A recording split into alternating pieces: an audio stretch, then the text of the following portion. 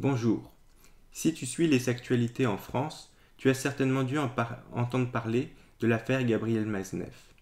J'aimerais y revenir dans cette vidéo, car une affaire similaire s'était passée il y a exactement 70 ans. Et cette affaire concernait un autre écrivain dont je t'avais parlé lors de ma vidéo sur le militantisme pédophile. Or, en comparant ces deux histoires, on se rend compte qu'elles sont extrêmement similaires.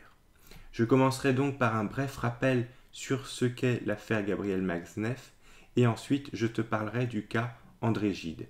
Et tu verras que, en fait, cela cache un problème bien plus profond qui est celui du militantisme pédophile.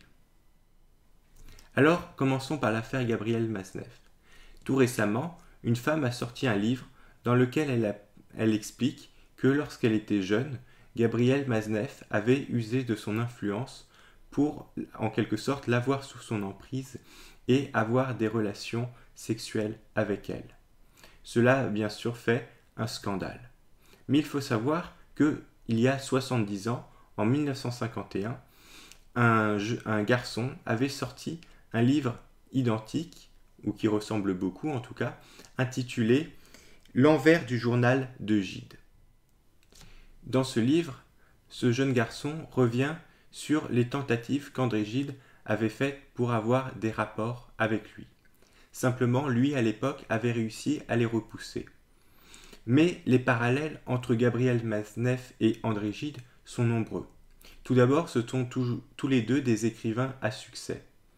Et ils publient aussi tous les deux des journaux, c'est-à-dire des livres où ils racontent leur propre vie.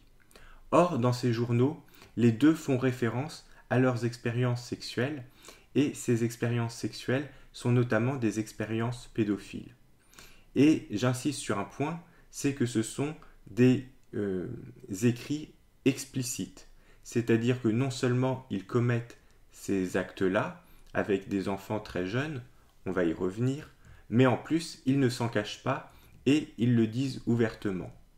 Par ailleurs, ils profitent tous les deux de leur aura d'écrivains pour à la fois attirer, pour entrer dans les différentes familles et aussi pour être en quelque sorte protégés, puisque c'est grâce à cela qu'ils ne sont pas poursuivis.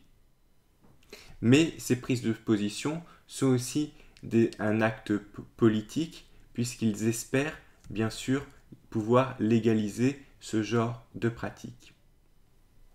Ainsi, tout au long de ses carnets de voyage ou de son journal, André Gide raconte les expériences qu'il a avec les jeunes garçons.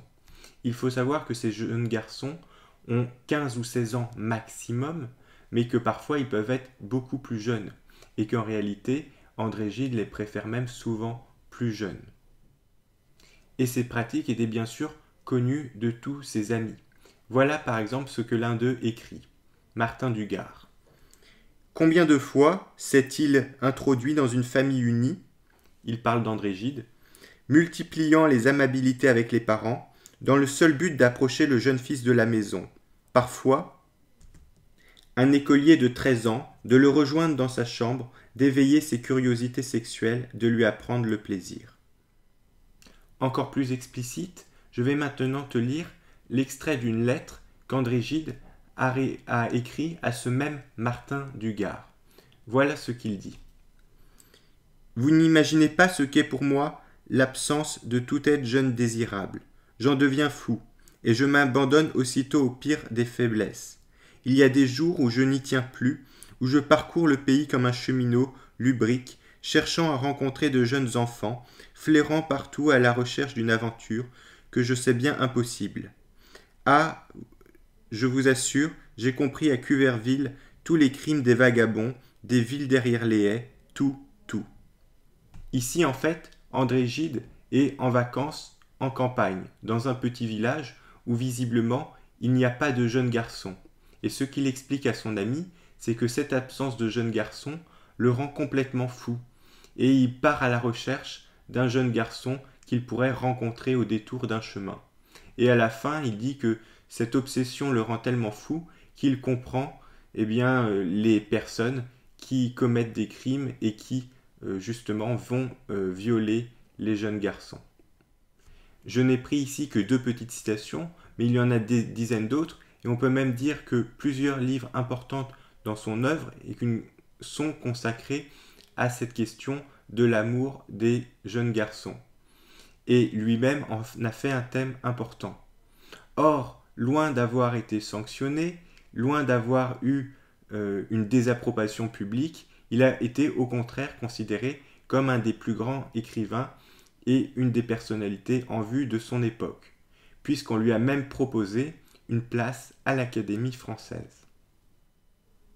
Ce point est important car il illustre bien un problème que je t'expliquais dans une vidéo précédente, à savoir que le monde de la culture, on va dire au sens large, mais particulièrement, je remarque, le monde littéraire, est assez accueillant à toutes ces idées et offre surtout une protection aux personnes concernées. Et ils peuvent commettre en toute impunité des actes qui amèneraient d'autres personnes devant la justice.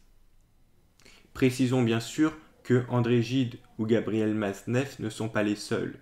Il y a bien d'autres écrivains, certains se sont même amusés à dresser des listes de personnes partageant les mêmes mœurs qu'eux.